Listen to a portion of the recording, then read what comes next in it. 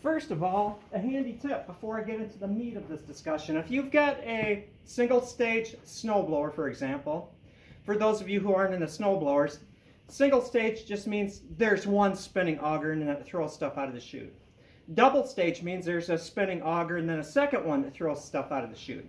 And in the case of the single stage, you can get gummed up if you get snow and it's warm because it'll clog it up. A handy tip is just wipe down the chute really well and spray some Pam cooking spray in there. You know, I could say use a Teflon or something like that, but you don't necessarily want to throw, say, a petroleum-based product into the environment.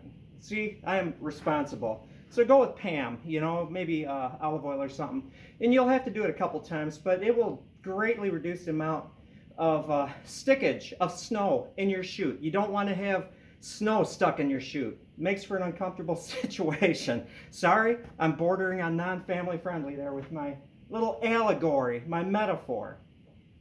Okay, now like many of you, students of history, you know, you understand, there's only been 2 presidents impeached in our entire history. Richard Nixon wasn't one of them. He resigned. So technically speaking, impeached and, you know, House vote found guilty.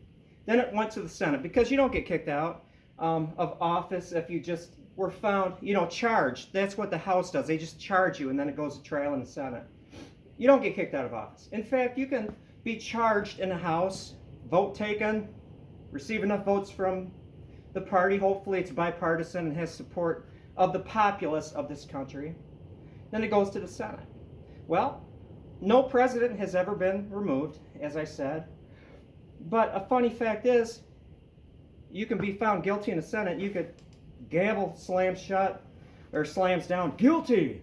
And unless the Senate then takes a second vote regarding whether or not you can run again, you can be convicted in the Senate and still run for president unless, and it takes a simple majority in the Senate, you can run for president again. Okay, so knowing history. Now, I'm not going to take either side. I'm going to be neutral in this. But I will say that, hello, deer. There's a couple deer down there. Important life lessons that I have learned. First of all, look before you leap. You may get that present at Christmas time, but you may suddenly discover that it's not a good present after all. The next life lesson I've learned is don't play chicken with a person that doesn't blink. You're not going to win. You may both be destroyed, but you're not going to win that one. If that person is not going to veer out of the way at the last minute, either you or him or both, you know, it's not going to be good. And it may entirely be possible that the person that didn't blink chased you off the road and you lost. Third of all, what was the third one? If you are going against somebody, you should be reasonable, you should be rational, you shouldn't let your emotions take over, because in a contest of wills or a battle or a fight or however you want to put it, you're not going to win if you let emotions drive your course of action.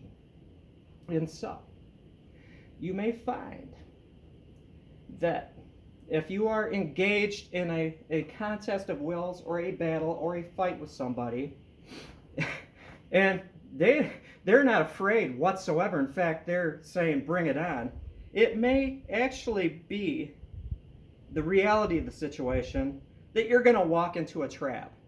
And so, you know, that is it. That's my 15 minutes or less of politics. I'm not going to get into the details of anything because there's people that do a lot more work in producing videos than me that are doing a fine job, but that's it.